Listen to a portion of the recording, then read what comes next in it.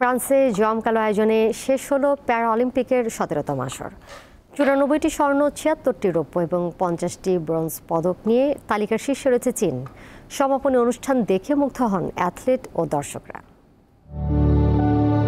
জমকালো আয়োজনে পর্দা নামলো গ্রীষ্মকালীন প্যারা অলিম্পিকের 17তম আসরের। গেমসের সমাপনী অনুষ্ঠান দেখতে ফ্রান্সের জাতীয় স্টেডিয়াম স্তাদে দি ফ্রান্সে হাজারো ভক্ত এবং ক্রীড়াবিদ ভিড় করেন। আমি দুর্দান্ত ক্রীড়াবিদদের দেখেছি। আমি গ্রেট ব্রিটেনের বিরুদ্ধে জাপানের হুইলচেয়ার টেনিস দেখেছি। এটি ছিল জাদুর মতো। জাতীয় পতাকা বহনের পাশাপাশি নিজ দেশে জাতীয় রঙের পোশাক পরে সমাপনী অনুষ্ঠানে উপস্থিত হন দর্শকরা। আগামীকাল থেকে আমি এভাবে ঘুরে বেড়াবো না, তবে আজ আমি তা করতে পেরে দারুণ আনন্দ পাচ্ছি। আজকের প্যারা অলিম্পিক অনুষ্ঠানটি একটি দুর্দান্ত উদযাপন। কারো কারোর জন্য এটি শেষ, কিন্তু অনেকের জন্য এটি একটি নতুন যুগের সূচনা।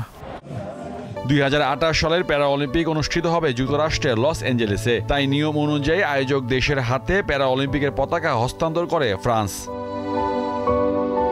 গত 28 আগস্ট থেকে 8 সেপ্টেম্বর পর্যন্ত অনুষ্ঠিত হয় এবারের আসর। 169টি দেশের 4400 ক্রীড়াবিদ গেমসে অংশ নেন। 94টি স্বর্ণ, 76টি রৌপ্য এবং 50টি ব্রোঞ্জ নিয়ে মেডেল তালিকার সবার শীর্ষে চীন। এরপর রয়েছে যুক্তরাজ্য, যুক্তরাষ্ট্র, নেদারল্যান্ডস এবং ব্রাজিল।